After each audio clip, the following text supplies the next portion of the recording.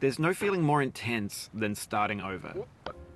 If you deleted your homework the day before it was due, as I have, or if you left your wallet at home and you have to go back after spending an hour in the commute. If you won some money at the casino and then put all your winnings on red but it came up black. If you got your best shirt dry cleaned before a wedding and then immediately dropped food on it. If you won an argument with a friend and then later discovered that they just returned to their original view. Starting over is harder than starting up.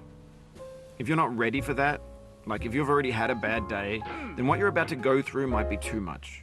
Feel free to go away and come back. I'll be here. Alright, thanks for coming with me on this trip. I'll understand if you have to take a break at any point.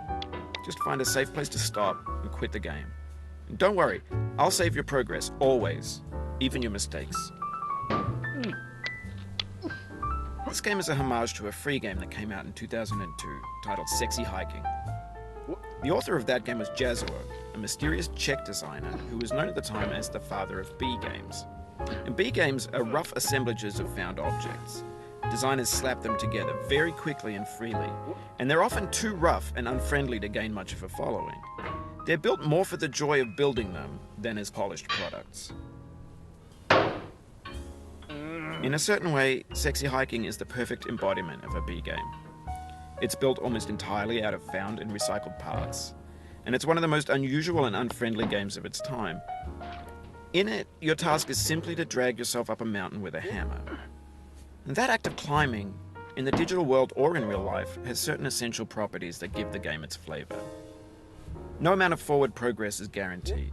Some cliffs are too sheer or too slippery, and the player is constantly, unremittingly in danger of falling and losing everything.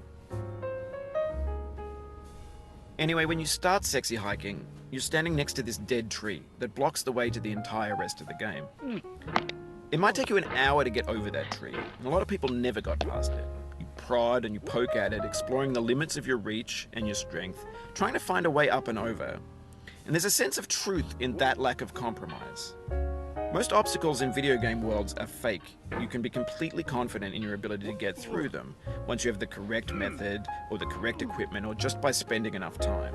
In that sense, every pixelated obstacle in Sexy Hiking is real. The obstacles in Sexy Hiking are unyielding, and that makes the game uniquely frustrating. But I'm not sure Jazuo intended to make a frustrating game.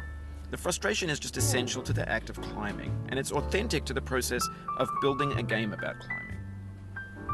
A funny thing happened to me as I was building this mountain. I'd have an idea for a new obstacle, and I'd build it, test it, and it would usually turn out to be unreasonably hard. But I couldn't bring myself to make it easier. It already felt like my inability to get past the new obstacle was my fault, as a player rather than as a builder. Imaginary mountains build themselves from our efforts to climb them, and it's our repeated attempts to reach the summit that turns those mountains into something real. When you're building a video game world, you're building with ideas, and that can be like working with quickset cement. You mold your ideas into a certain shape that can be played with, and in the process of playing with them, they begin to harden and set until they're immutable, like rock. And at that point, you can't change the world. Not without breaking it into pieces and starting fresh with new ideas. For years now, people have been predicting that games would soon be made out of prefabricated objects, bought in a store and assembled into a world. And for the most part, that hasn't happened, because the objects in the stores are trash. I don't mean they look bad or that they're badly made, although a lot of them are. I mean they're trash in the way that food becomes trash as soon as you put it in the sink. Things are made to be consumed and used in a certain context, and once the moment is gone, they transform into garbage. In the context of technology, those moments pass by in seconds. Over time, we've poured more and more refuse into this vast digital landfill that we call the internet. It now vastly outnumbers and outweighs the things that are fresh and untainted and unused. When everything around us is cultural trash, trash becomes the new medium, the lingua franca of the digital age. And you can build culture out of trash. But only trash culture. B games, B movies, B music, B philosophy. Maybe this is what digital culture is. A monstrous mountain of trash, the ash heap of creativity's fountain. A landfill with everything we ever thought of in it. Grand, infinite, and unsorted. There's 3D models of breakfast, Gen X's fanfic novels, scan magazines, green screen Shia LaBeouf, banned snuff scenes on LiveLeak. Facebook's got lifelike bots with unbranded adverts and candid shots of Kanye and Taylor Swift mashups, car crash epic failed GIFs, Russian dashcam vids, discussions of McRibs, discarded, forgotten, unrecycled, muddled, rotten, untitled. Everything's fresh for about 6 seconds, until some newer thing beckons, and we hit refresh. And there's years of persevering, disappearing into the pile, out of style, out of sight. In this context, it's tempting to make friendly content that's gentle, that lets you churn through it but not earn it.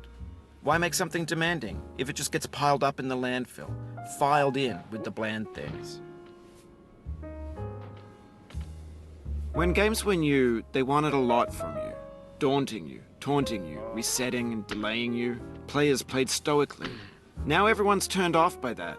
They want to burn through it quickly, a quick fix for the fickle, some tricks for the clicks of the feckless. But that's not you, you're an acrobat. You could swallow a baseball bat.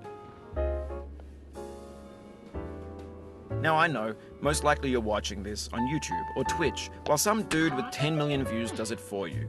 Like a baby bird being fed chewed up food. That's culture too.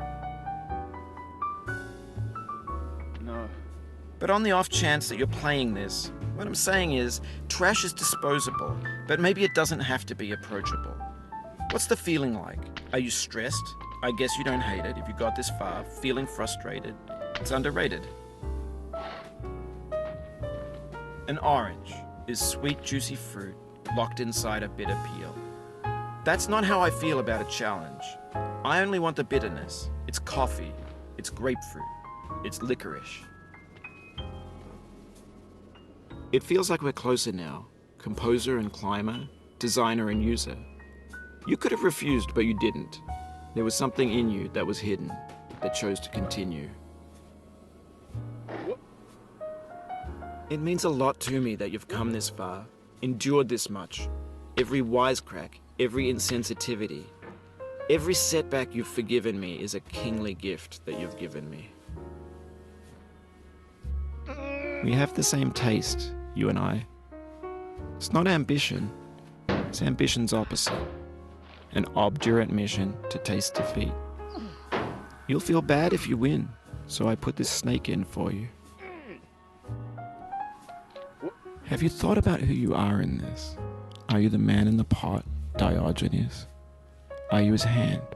Are you the top of his hammer? I think not.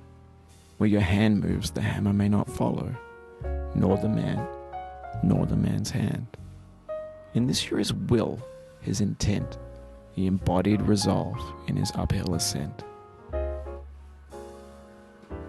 Now, you've conquered the ice cliff, the platforms, the church, and the rectory, the living room and the factory, the playground, the construction site, the granite rocks, and the lakeside. You've learned to hike. There's no way left to go but up, and in a moment I'll shut up. But let me say, I'm glad you came. I dedicate this game to you, the one who came this far. I give it to you with all my love.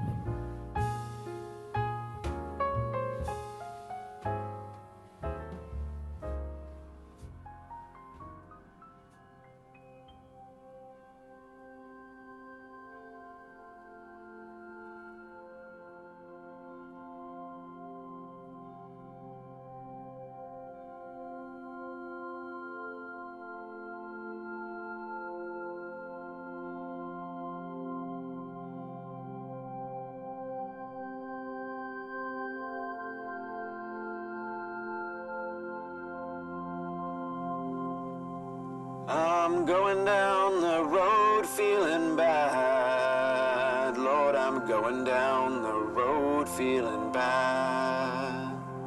I'm going down this road feeling bad, and I ain't gonna be treated this away.